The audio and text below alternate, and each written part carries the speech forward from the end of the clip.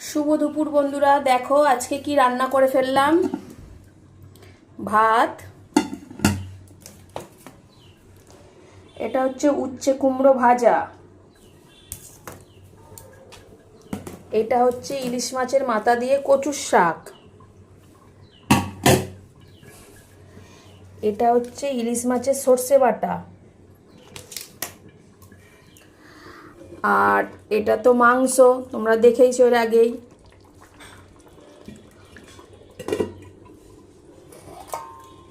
আর এটা হচ্ছে কামরাঙার চাটনি।